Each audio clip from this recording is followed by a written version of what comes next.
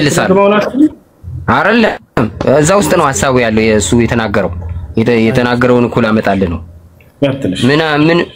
ምን ብሎ ጠየቀ መሰለ የሰው ልጅ ማን ይሉታል ብሎ ጠየቃቸው ሐዋርያት ከነቢያት አንዱ ነው ኤልያስ ነው ይሉሃል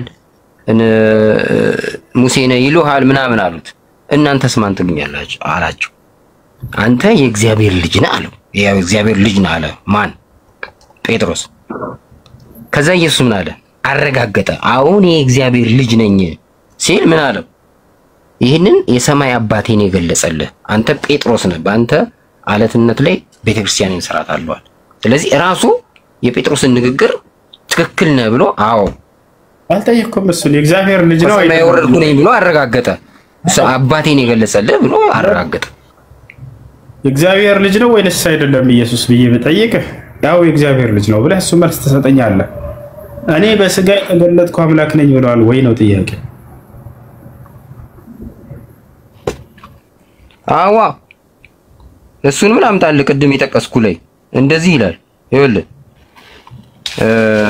የሆነ ቦታ ላይ እንደዚህ ይላል ምን ይላል መሰለህ ጥቅሱን ላምጣልህ ዮሐንስ 16 ላይ እንደዚህ ይላል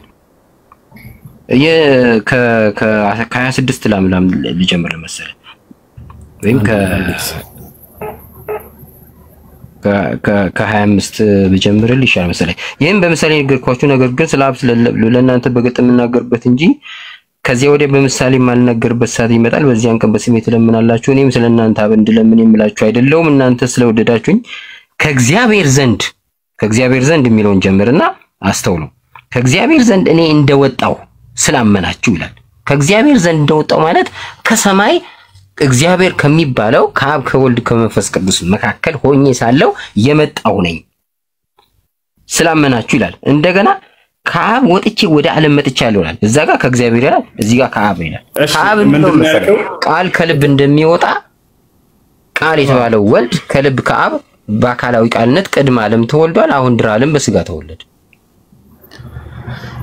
ጥያቄው እኔ በስጋ የተገለጥኩ አምላክ ነኝ ብሏል ወይ ነው አየው እኮ አልኩ እኮ ከእግዚአብሔር ዘንድ እኔ እንደወጣው ስላመናችሁ አለኩ እሱ አብ እርሱ ይወዳችኋልና ወደ እሱ ልመጣልህ ከእግዚአብሔር ዘንድ መውጣት ማለት ወጥቼ ወደ ዓለም መጥቻለሁ ማለት ዓለም እኮ እቺ በስጋ የተገለጸባት ምድር ናት መላኩን የሚገልጽ ነው እሱ ወገናችን ቆይ እንደሱ አይደለም አሁን ጥያቄ ለመለኮት ነው ያወራን ያለነው መለኮት ቀላል ነገር አይደለም መለኮት በግልጽ ሊነገር በግልጽ ሊቀመጥ የሚገባ ነገር ነው ጥቃቅን ነገራቶችን በግልጽ አስቀምጦ ኢየሱስ ክርስቶስ ስለ መለኮቱ እንደ በቃ አሻሚ በሆነ ቃል ትቶ ሄደ አረ በፍጹም እንደዛ አይሆንም የአብን አምላክነት በግልጽ እውነተኛ አምላክ አንተ ብቻ ነህ ብሎ ተናግሮ ይሄን ቃል አንቀበልም ብላችሁ የግዴታ ክርስቶስንም አምላክ ካላደረገን ከአብ ጋር ብሎ የተናገራቸው ቃላቶች ጋር ፈላልጣችሁ ከዛች አምላክነቱን ለማውጣት አራ ያስኬድም እንደዚህ አምላክ አለኝ አለ በቃ ዮሐንስ ወንጌል ምዕራፍ 17 ቁጥር 3 ላይ ምን ይላል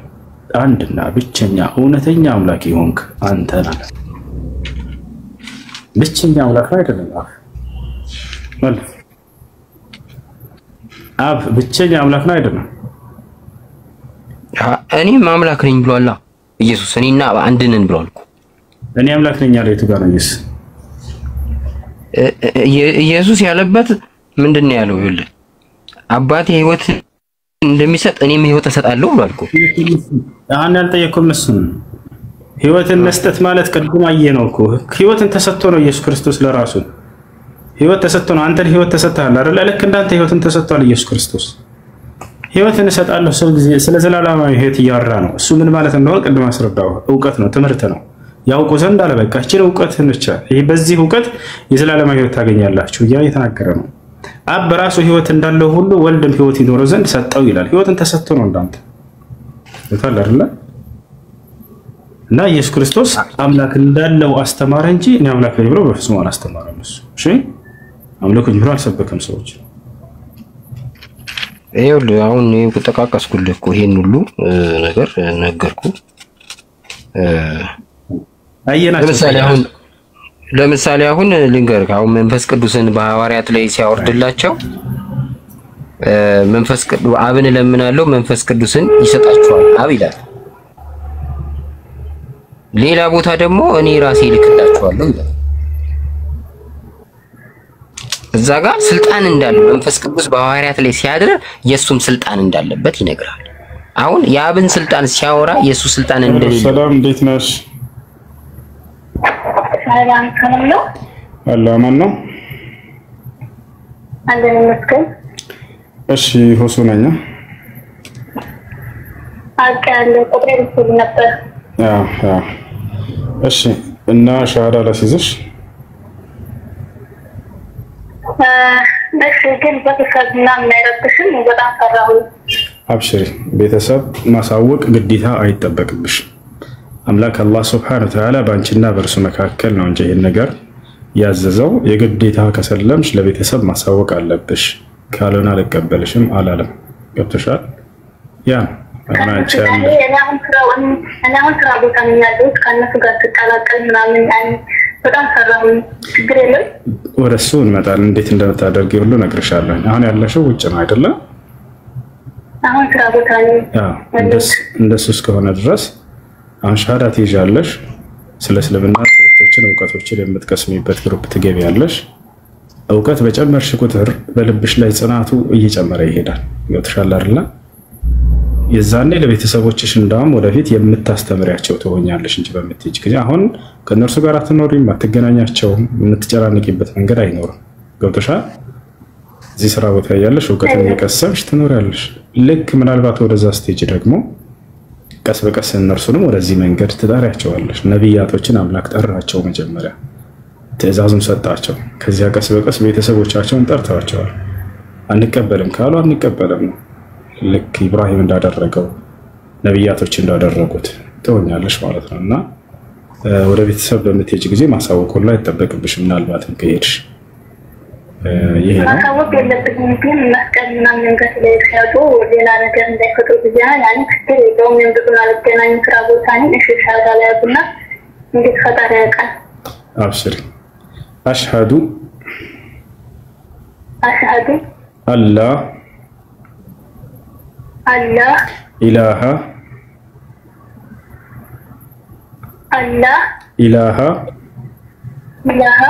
ኢላላህ وأشهد أن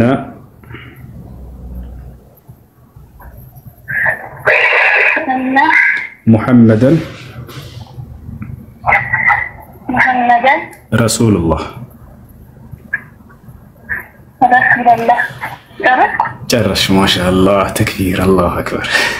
አሁን ያልሽው ቃል የሸሃዳ ቃል ወይንም የምስክር ቃል ይባላል። ትርጉሙ አሽሃዱ አን ላ ኢላሃ ኢለላህ ማለት እነሆ ከአንዱ ከአላህ በስተቀር በእውነት የሚመለክ ሌላ አምላክ የለም ብዬ መሰክራለሁ ማለት ሲሆን፣ ወአሽሃዱ አነ ሙሐመድን ረሱሉላህ ማለት ደግሞ ሙሐመድም የአላህ መልእክተኛና ነብይ ናቸው ብዬ መሰክራለሁ ማለት ነው። ከዚህ በኋላ ሙስሊም ነሻል፣ አላህ ምስጋና ይገባው። አንድ ሰው እስልምናን ሲቀበል ከአላህ ዘንድ ምን ያገኛል ወደሚለው ስንመጣ ያለፈ ኃጢአቱን መጀመሪያ ይቅር ይልለታል። አላህ ይህን ቃል በቃል በቁርአን ላይ ሲናገር ወኢኒ ለገፋሩ ሊመን ታበ ወአመነ ወዐሚለ ሷሊሃን ثم اهتدى ይላል። ወደ እኔ የተመለሰ ባሪያዬን እኔ እምርለታለሁ ብሏል። በሌላ ቦታ ላይ ምን ይላል? ቁል للذين كفروا إن ينتهوا يغفر لهم ما قد سلف وإن يعودوا فقد مضت سنة الأولين ይላል። ሙሐመድ ሆይ ለእነዚያ ለካዱኝ ሰዎች እንዲህ በላቸው፣ ወደ እኔ ልትመለሱ ከክህደታችሁ ብትቆጠቡ ያለፈ ስህተታቸውን ሁሉ እምርላቸዋለሁ ብሏል በላቸው ይላል። አምላክ አላህ Subhanahu Wa Ta'ala ወደ እርሱ እንዲመለሱ ጥሪ አድርጓል። ባሪያዎችን ሁሉ የፈጠርኩባችሁ ሃይማኖት ኢስላም ነው ብሎ ተናግሯል። ወደ እኔ ተመለሱ ብሏል። ወደ እኔ በምትመለሱ ጊዜ ደግሞ ያለፈ ስህተታቸውን ሁሉ ይቅር ብዬ ነው ንጹህ አድርጌ ነው መቀበላችሁ ብሏል። እርሱ የምህረት አምላክ ነውና። ሌላኛው ነገር አንድ ሰው ሙስሊም ሲሆን ጊዜ አላህ በቀጣዩ ዓለም ምን ቃል ገብቶለታል? መቼም ከሞት በኋላ እንነሳለን፣ ከእርሱ ፊት እንቆማለን፣ ከሞት በኋላ ህይወት አለ። በቀጣዩ ዓለም ምን እንዳዘጋጀልን ቃል ገብቷል ወይ? በራሱ አንደበት አው አላህ Subhanahu Wa Ta'ala ቃል ገብቷል። በቁርአን ላይ ሲናገር ብሏል፣ إن الذين آمنوا وعملوا الصالحات لهم جنات النعيم خالدين فيها وعد الله حقا وهو العزيز الحكيم ይላል። እነዚያ በእኔ አምነው መልካም የሰሩትን የገነትን ጸጋ አስገባቸዋለሁ፣ እነርሱን በእርሷ ውስጥ ለዘላለም ዘውታሪዎች ሲሆኑ እያለ ይናገራል። ይህም የእኔ የአላህ ቃል ነው አለ። ቃሌም እውነት ነው ተፈጻሚ ነው እያለ ይናገራል። ይሄ ነው። ሌላው ነገር አንድ ሰው እስልምና ሲቀበል ሻወር እንዲወስድ ታዟል። ለሶላት ዝግጁ ይሆን ዘንድ ከዚያም ንጹህ ልብስ በመልበስ ስለ ሶላት አሰጋገድ በመማር ለዚህ ላመንሽውና ለመሰከርሽው ነብያቶች ሁሉ ሲሰግዱለት ለነበረ አንድና ብቸኛ ለሆነው አምላክ ለአላህ ብቻ መስገድን ትጀምሪያለሽ ማለት ነው። ሙስሊም ጓደኞች ይኖሩሻል ስለ ሶላት የሚያስተምሩሽ?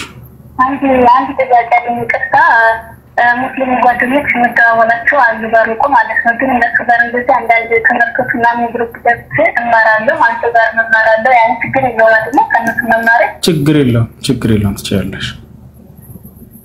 ከነሱ ጋር ግሩፕ ገብቼ እየተማርኩ ያለሁት ያን በጣም አመሰግናለሁ። እሺ ስምሽ ማን ነበር? መቅደስ። እሺ ደስ የሚልሽ የሙስሊም ስም አንቺ የምትወጂው አለ ወይስ እኔ ላውጣልሽ? በጣም ምቀና አንተ ታውጣለህ ስሞች ተከራከራለሁና ሀያት ይለበስ በራስመተኛ ዋው ሀያት። እሺ በቃ ሀያት ሆነሻል ከዚህ በኋላ። እሺ ስልክሽን እሰጣቸዋለሁኝ ለአንዳንድ እህቶች እንዲያስተምሩሽ ትደውልልሻለች። እዛው ሳውዲ ነው ያለችው። እስላማዊ ትምህርት ልጆች ከሰለሙ በኋላ እንዲገቡና እንዲማሩ የምታደርጋቸዋለች። እሷም ታግዝሻለች። እሺ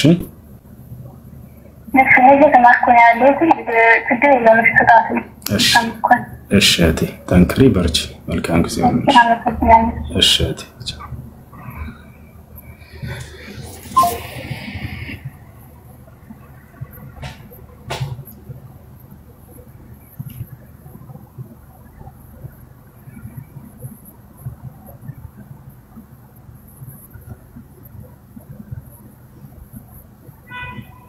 يا سلام يا سلام يا سلام.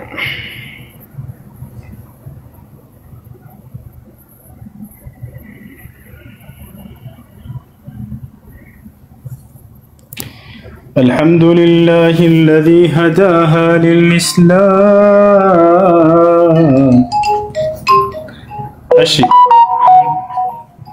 እሺ ማክ ጥያቄ አለ?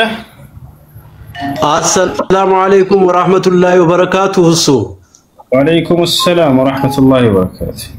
الله أكبر الله أكبر الله أكبر الله أكبر. እውነት ስላለ እሱም እንዲያዳምጥ ፈልጌ ነው። ትናንትና አንድ የእምነት አባት ጋር ገብቼ ነበርና ጥያቄ ጠይቄያቸው ነበር እና መልሱ ስለገረመኝ ነው አንተን ላውራ የፈለኩት። ምንድነው ያልኳቸው? ሁለት ጥያቄዎችን ጠየቅኳቸው። ለነብዩላህ ኢሳ ወይ ደግሞ ለክርስቶስ ለኢየሱስ የተሰጠው ወንጌል የተወረደው ወንጌል የት ነው ያለው ብዬ ጠይቄያቸው ነበር እና አስተማሪው ሲመልሱ ለሱ የተሰጠው ቃል የለም፣ መጽሐፍ የለም። ልክ እንደነ ሙሴ የተሰጠው ስላቸው ሙሴም አብርሃምም ሲኦል ነበሩ አሉኝ። ሲያስተምሩ ማለት ነው። እንዴት ሲኦል ነበሩ ምን ማለት ነው ስላቸው ሲኦል ገብተው ነበረ። ገሃነም ነው የሚሉኝ ስላቸው ገሃነም አይደለም፣ ገሃነም የሚባል ነገር የለም። ሲኦል ገብተው ነበር፣ ክርስቶስ ከመጣ በኋላ ነው የወጡት አሉኝ። አንድ ይሄ። ሁለተኛ ደግሞ ብዙ ጊዜ አልኳቸው እኛ አካባቢ ላይ የምናየው ሰጪም ነሺም ፈጣሪ አላህ ነው አልኳቸው። ትክክል አሉኝ። በትክክል አሉኝ። ግን አንዳንዴ የሚስተዋል ነገር አለ፣ የሚጋጭ ነገር አልኳቸው። ምንድነው አሉኝ።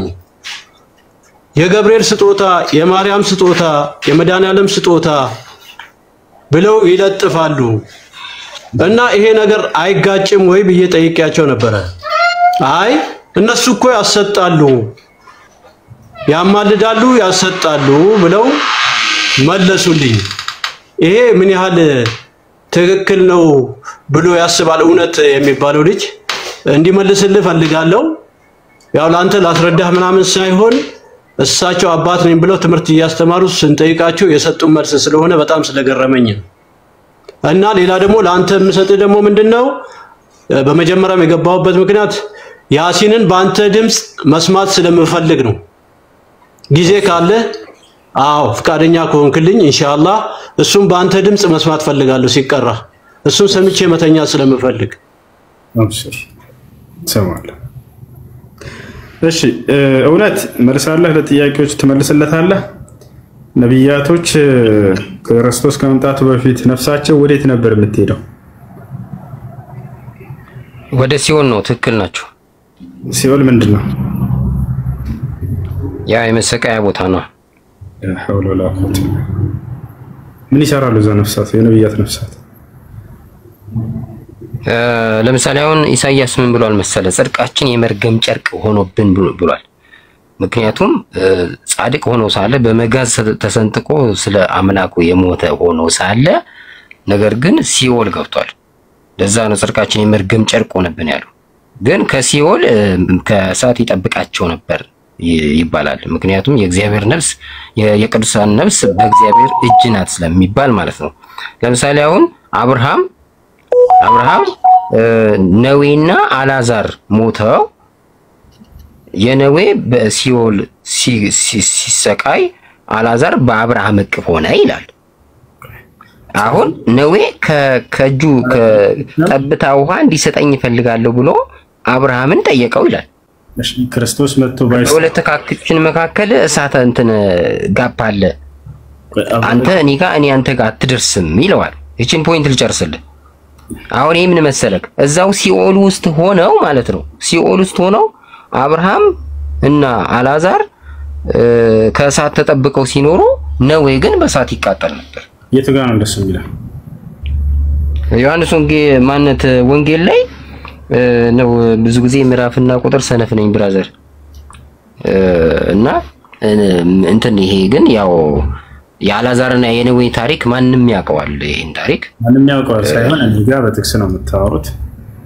ክርስቶስ መጥቶ ባይሰቀል ኖሮ ነብያት ወደ ገሃነም ነበር የሚሄዱት። አዎና ገሃነም ነበሩ አልኩ እኮ። ገሃነም ሲኦል ሆነው ግን ከመከራ ከእሳት ይጠብቃቸው ነበር። ልክ አሁን አብርሃምን እንደጠበቀው። ስለዚህ አብርሃም እኮ ሲኦል ገብቷል። ስለዚህ እሳት አይገቡም ማለት ነው። ክርስቶስ መጥቶ ባይሞት ክርስቶስ ከሞተ በኋላ ነፍሳትን ሁሉ ማርኮ ወደ ገነት አስገባቸው። ገሃነም የሚባለው መቼ ይከፈታል መሰለ? በፍርድ ቀን ሲኦል የነበሩት ወደ ገሃነም ይገባሉ። ክርስቶስ ገነት የነበሩት መንግስተ ሰማያት የሚባል ሰማያት ኢየሩሳሌም የምትባለው አምስተኛ ሰማይ ላይ ይገባሉ። ክርስቶስ መጥቶ ባይሞት ለሰው ልጆች ከናካቴው ባይሞት ነብያት ወደ ገሃነም ነበር የሚሄዱት። ያለ ክርስቶስ ወደ ገነት አይገቡም አይደል? ነቢያቱ ራሱ እኮ የመጡት እኮ ክርስቶስ መኖሩን እንደሚመጣ ለማመልከት እኮ። ለምን መጡ አይደለም ነብያቶቹ ጥያቄ።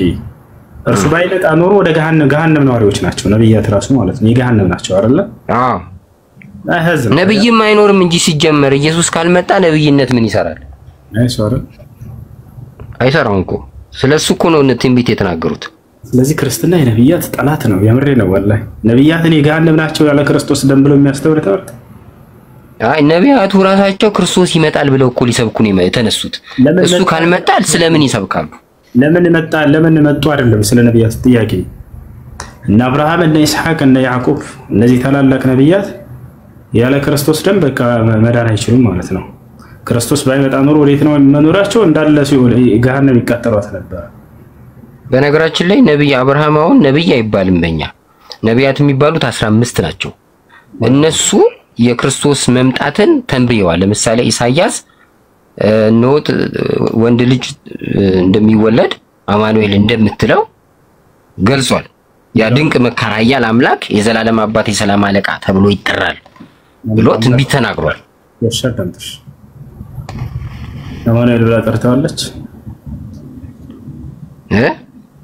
ኢየሱስ ትይዋለሽ ነው ያለ ገብርኤል ለማርያም ኢየሱስ ትይዋለሽ ነው ያለ።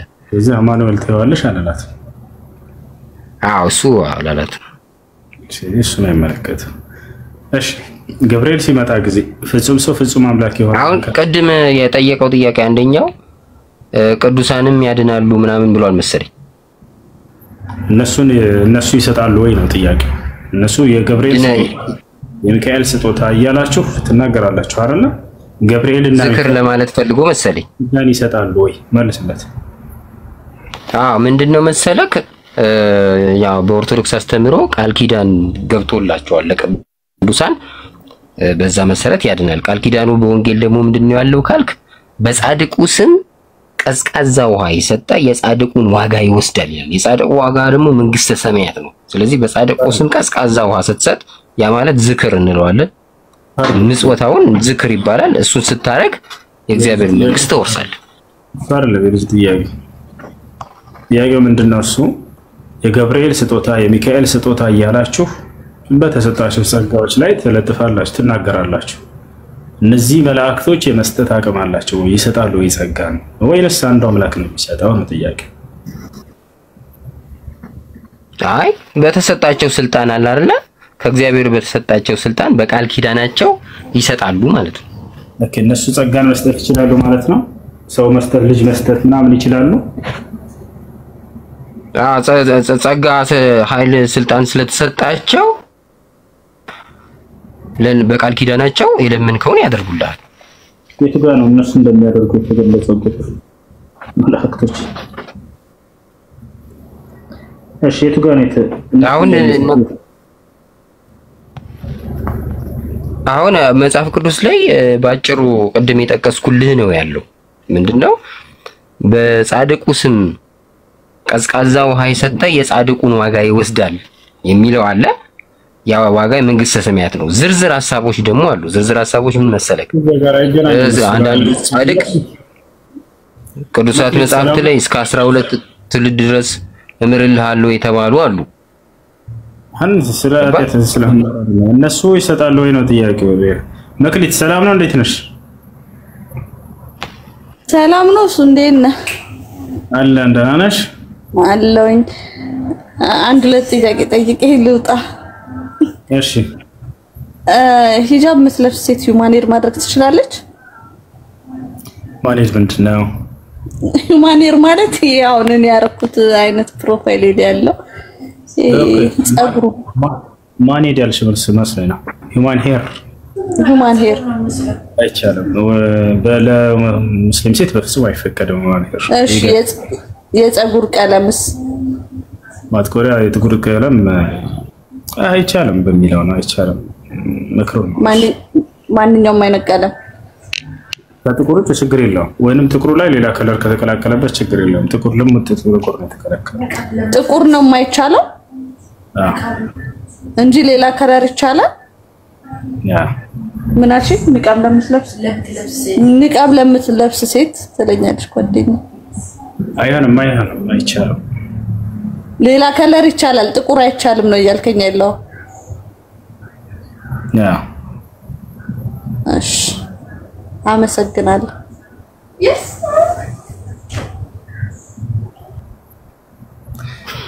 እሺ ሁሱ በአግባቡ እኮ አልመለሰልኝም። እነሱ ጥያቄውን ግልጽ አድርገው እስቲ አባቴ። ይኸውልህ አባቴ አንድ ፈጣሪ አለ፣ የሚሰጥም የሚነሳም ፈጣሪ አምላክ አለን ሁላችንም። ገብቶሃል?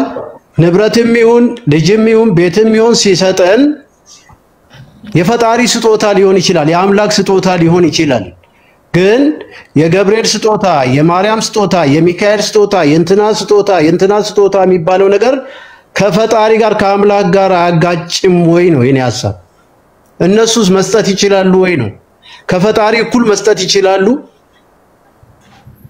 ኦኬ ምን መሰለ፣ በመጽሐፍ ቅዱሳችን ላይ እንደዚህ ብሏል ጌታ፣ በእኔ የሚያምን እኔ የማደርገውን ያደርጋል ከዚህም የሚበልጥ ያደርጋል ብሏል። አሁን በክርስቶስ ስታመን ምን ስልጣን ይሰጥሃል ማለት ነው። ለምሳሌ አሁን እኔ ድል እንደነሳው ይላል ኢየሱስ ራእይ 3:22 ላይ ከአባቴም ጋር በዙፋኑ ላይ እንደተቀመጥኩ ይላል። ድል ለነሳው በዙፋኔ ላይ ይቀመጥ ዘንድ እሰጠዋለሁ ይላል። ገባ? ስልጣኑን ሁሉ ይሰጣል። በቃ ከዛ አንተ ሁሉን ፈራጅ ቆራጭ ያደርጋል ማለት ነው። በሱ ያላመኑት ማለት ነው። ስለዚህ ይሰጣል፣ ስልጣን ይሰጣቸዋል ማለት ነው። ስለዚህ በኢየሱስ ክርስቶስ ካመነ ሰውየው ክርስቶስ የሚያደርገውን ሁሉ ያደርጋል ማለት ነው አይደለ? አዎ። እሺ ሰማይና ምድር የፈጠረው ኢየሱስ ክርስቶስ ነው ብለህ ነው የምታምነው አይደል? አዎ። ስለዚህ አንተም እሱ የሰራውን ስለምትሰራ እስኪ ሰማይና ምድር ፈጥረህ አሳየን አንድ ጊዜ ተው። አሁን ሰማይና ምድር መፍጠር እኮ አይጠበቅብህም፣ ግን ፀሐይን ባለችበት ያቆመ ጻድቅ ነበረ ነብይ። እሺ ችግር የለውም። በቃ እሺ በቃ አሁን ፀሐይን አውጣልን አንተ። ክርስቶስ የሚያደርገው ፀሐይን የሚያወጣት እሱ ነው አይደለ? አሁን በዚህ ጨለማ ላይ አውጥተህ አሳየን ፀሐይን እስኪ ጎስ። እሱ ለማድረግ እኮ የስናፍጭ ቅንጣት ታህል እምነት ሊኖር ይገባል ይልሃል ኢየሱስ። ደግሞ እምነትህ ነው የሚወስነው። እምነትህ ደረጃው ይለያያል። አሁን ያንተ እምነትና ከዚህ ውስጥ ያሉት ሙስሊሞች እምነት አንድ ነው እንዴ? አንድ ሰው ክርስቶስ እዚያ ጋር እንደዛ እኮ ነው። ሌላ ነው። ቆይ አንዴ አሁን እዚያ ጋር እርሱ የሚያደርገውን ሁሉ ታደርጋለህ ማለት ነው ወይ አልኩ። አዎ አደርጋለሁኝ አልክ። እርሱ የሚያደርገውን ሁሉ አደርጋለሁ። ክርስቶስ ካደረገው መካከል አንድ ስራ በጠቅስልህ ማድረግ አትችልም። እኔ አልችልም። ምክንያቱም የእምነት ደረጃ ብቃትህ ማለት ነው ልዩነት አለው። ለዛ እኮ ነው የስናፍጭ ቅንጣት እምነት ቢኖራችሁ የሚለው እኮ የስናፍጭ ቅንጣት እምነት የሌለው አለ ግን ያምናል አለ እግዚአብሔርን አያምንም አትለውም። እሱ እምነት ግን አለው። እነዚህን ጸጋዎች የሚሰጣቸው አንድ አምላክ ነው። መላእክቶች ከራሳቸው አንዳች ነገር ማድረግ አይችሉም። ኢየሱስ ክርስቶስ አምላኩን ነበር ወደ አምላኩ ነበር የሚጸልየው የሚጠይቀው። አንተ የሱ ተከታይ ከሆንክ ወደዚያ ሲያመልከው ወደ ነበረ ወደ አምላኩ ነው ማንኛውንም ነገር ሲጠይቃየ እርሱን ነበር እየጠየቀ ሲያስደርግ የነበረው። ሐታ እርዳታ በሚያስፈልገው ጊዜ መላእክቶችን ልጠራቸው ይመጡልኛል ሳይሆን ያለው ልክ ጴጥሮስ አንስቶ ጆሮውን ሲቆርጥ ጊዜ ታስታውሳለህ መጽሐፍ ቅዱስ ላይ። በዛን ጊዜ ሰገባህን መልስ ምናምን ካለ በኋላ ክርስቶስ ምን ነበር ያለው? እኔ አባቴን ብለምነው ብጠይቀው ከሰማይ ሰራዊት መላእክቶችን የሚልክልኝ አይመስላችሁም? ምን እያለ ይናገራል። መላእክትን በቀጥታ በጥራት ሳይሆን ከአምላኩ ዘንድ ጠይቆ ነው ያ ነገር የሚደረግለት። ይሄን ያውቃል። ወጣቻለ አይደለ? መላእክቶች ያንን ነገር አድርጉ ሂዱ ከተባሉ ሊያደርጉ ይችላሉ። ነገር ግን ያ የሚጠየቀው አምላክ ብቻ ነው። አሁን ማከም እያለ ያለው ጥያቄው ወደ አምላክ ብቻ ነው መሆን ያለበት። ጸጋም ሁሉ ወደ አምላክ ብቻ ነው የሚመለሱት። ለጸጋ ሁሉ ወደ እርሱ ነው የሚጠጉት። መላእክቶች ታዛዥ ናቸው። አምላክ አድርጉ ሲላቸው ጊዜ ነው ያን ደግሞ የምታስደርገው አንተ አምላክን ጠይቀህ እንጂ እነርሱን በቀጥታ መላእክቶችን በመጠየቅ አይደለም። ቅዱስ ገብርኤል ሂድ አድርግ በተባለ ጊዜ የሚያደርግ ያንን ያደርጋል አምላክ ሲያዘው ጊዜ ማለት ነው። ሚካኤልም ልክ እንደዚያው ከተቻለ አይደለ? እነዚህ መላእክቶችን ግን ከአምላኮች እነርሱን ገለል አድርገን አምላክን ትተን እነርሱን የምንጠራቸው ከሆነ ገብርኤል ጠብቀኝ በመንገዴ ላይ አይሆንም። እንደዚህ አምላክ ጋር ነው ሁሉ ተሰስሮ የሰው ልጅ ሊሆን የሚገባው። ከተቻለ አይደል? ያ ነው ነብዩ መሐመድ ሰለላሁ ዐለይሂ ወሰለም ገና አስተምሮ በጀመሩበት ጊዜ የመካ ከሃዲያኖች በቃ መሐመድን እና ከእርሱ ጋር ያሉ አማኞችን ጦርነት ከፍተንባቸው እንጨርሳቸውና እዚሁን ፈጽምበት በቃሉ ይላቸው። ገና 300 አካባቢ ናቸው የዛኔ ነብዩ ሰለላሁ ዐለይሂ ወሰለም አስተምሮ በጀመሩበት ጊዜ 300 ናቸው። የመካ ከሃዲያኖች ሙሉ ሀገር ናቸው አሰቡት። ሰራዊት ላኩ። ከአንድ ሺህ ምናምን በላይ ሰራዊት መጣ። የጦር መሳሪያ እነሱ አላቸው። እነዚህ ደካማ ናቸው፣ ገና አዲስ ናቸው። ይወታቸዋል። በዚህ ጊዜ ጦር ሜዳው ላይ ሲቀርቡ ጊዜ በዛ በሺዎች የሚቆጠሩ እዚህ ጋር ደግሞ 300 ብቻ። ነብያችን ሰለላሁ ዐለይሂ ወሰለም ተንበረከኩና አላህን መጸለይ ጀመሩ፣ መለመን ጀመሩ። በቀጥታ መላእክቶችን ሳይሆን ኑልኝ ያሉት አላህን ነው። ገብታችኋል አይደል? አላህን ምን ይሉታል? اللهم نصرك الذي وعدتني ጌታ ያላህ ሆይ ቃል የገባህልኝን እርዳታን እሻለሁኝ። አሁን ላይ አልዋቅ እረዳሃለሁ ወይ ቃል የገባህልኝን እርዳታን እሻለሁኝ ብለው ለመኑት። ከዚያ በኋላ አምላክ አላህ Subhanahu Wa Ta'ala መልስ ሰጣቸው። መሐመድ ሆይ እርዳታን በጠየቀኝ ጊዜ እኔ ከሰማይ የመላእክትን ሰራዊት ላኩልኝ ያለ ነገራቸው። إذ تستغيثون ربكم እኔን እርዳታ ጌታህን አላህን በጠየቀኝ ጊዜ አለ فاستجاب لكم እኔ መሻልኩህ አንኒ ሙሚድኩም ቢ1000 من الملائكة مردفين 1000 መላእክት ሰራዊትን አስከትዬ ልክልሃለሁ ይላቸው። ወዲያው ነብዩ መሐመድ ሰለላሁ ዐለይሂ ወሰለም ጸሎት አድርገው እንደጨረሱ እነ ገብርኤል እነ ሚካኤል መጡ። ገብርኤል እና ሚካኤል ከነብዩ መሐመድ ሰለላሁ ዐለይሂ ወሰለም ጎን ሆነው ይዋጉ ነበር፣ ጠላት ይከላከሉ ነበር። ከርሳቸው ማንም ጫፋቸው እንዳይነካ። ማን ነው ምስክር አለው ያያለው ወይ? አዎ ያለው ያየ ሁሉ አለ። ነብዩ መሐመድ ሰለላሁ ዐለይሂ ወሰለም በኡሁድ ጦርነት ጊዜ ላይ ነው ከሃዲያኖች ከዛ እየተፋለሟቸው እያሉ ከፊታቸው ሆኖ ሰዕድ ኢብኑ አቢ ወቃስ የሚባል ሷሃባ ያይ ነበር። ማስረጃ አሳያቸዋለሁ፣ ወላሂ አሳያቸዋለሁ። ቅዱስ ገብርኤልና ሚካኤል ከጎን ሆነው ከነብዩ መሐመድ ሰለላሁ ዐለይሂ ወሰለም ጋር ሆነው ጠላትን ይፋለሙላቸው ይከላከሉላቸው ነበር። ያየ የመሰከረ ያ ሰዕድ ኢብኑ አቢ ወቃስ ከፊታቸው ሆኖ በጣም ቀስተኛ ነው። ማንም ወደ እርሳቸው መጥቶ ጫፋቸውን እንዳይነካ ብሎ ይከላከል ነበር። እየዞረ ነብዩ ሰለላሁ ዐለይሂ ወሰለም ይሰልላቸው ነበር፣ ያረጋግጥ ነበር። በዚህ ጊዜ ዘወር ባለበት ጊዜ ነጫጭ አካሎችን ከጎናቸው ተመልክቷል። ከነብዩ ሰለላሁ ዐለይሂ ወሰለም ጎን ነጭ ናቸው፣ ነጭ ለበሱ፣ በነጭ ፈረስ ላይ ከነብዩ ሰለላሁ ዐለይሂ ወሰለም ቀኝና ጎን ተቀምጠዋል። በዚህ ጊዜ ሳዕድ ብን አቢ ወቃስ ጦርነት መሃል ስለሆነ መጥቶ መጠየቅ አልቻለም። ከጦርነቱ በኋላ ወደ ነብዩ ሰለላሁ ዐለይሂ ወሰለም ጋር ሄደ። አንተ የአላህ መልእክተኛ ሆይ ጥያቄ አለኝ አላቸው። ምንድን ነበር? ጠይቅ አሉት። ቀደም በጦር ሜዳው ላይ ሳለሁኝ ከቀኝና ከግራ ሁለት አካሎችን ተመልክቻለሁ። ነጫጭ አካሎች፣ ነጫጭ ለበሱ በነጫጭ ፈረሶች ላይ ማንም ወደ እርሶ ጠላት አይቀርብም እነዚያ አካሎች የቀሉት ቢሆን እንጂ ብሎ ተናገረ። እነዚህ ሰዎች ደግሞ ከባልደረቦቻችን አይደሉም፣ ከዚህ በፊትም አይቻቸውም አላውቅም። ማን ናቸው እነዚያ? ሀር አይተሁ ማለት ነብዩ ሰለላሁ ዐለይሂ ወሰለም አይታቸዋልን አሉት። ቃለ ነዓም ቃለ ኢነሁማ ጅብሪል ወሚካኤል እነርሱ ገብርኤልና ሚካኤል ናቸው ብሎ ተናገሩ። እና መልአኩ ገብርኤልና ሚካኤል ወደ ነብዩ ሰለላሁ ዐለይሂ ወሰለም ጋር መጥተው ለእርሳቸው ያገለግሉ ነበር፣ ይጠብቋቸው ነበር። ነገር ግን ያን የሚያደርገው ማን ነው? አምላክ ነው እየላካቸው የሚያስደርገው። ገብርኤል ምን አለ? ወማ ነተነዘሉ ኢላ ቢአምሪ ረቢከ አለ። እኛ በጌታ በአላህ ትእዛዝና ፈቃድ እንጂ አንወርድም ፍንክች አንልም ከሰማይ ብሎ ተናገረ። እና ይህ ነው እነዚህ ሰሃቦች የነብዩ መሐመድ ሰለላሁ ዐለይሂ ወሰለም ጋር መጥተው እነዚህ መላእክቶቹ ያገለግሉ ነበር። ነገር ግን ያን የሚያደርገው አምላክ ነው። አምላክ ሲልካቸው ጊዜ እንጂ እነሱ በራሳቸው አይደለም። ልክ እንዲሁም እነርሱንም መጠየቅ ሳይሆን አምላክን ነው መጠየቅ ያለብን ማለት ነው። ይሄ ነው።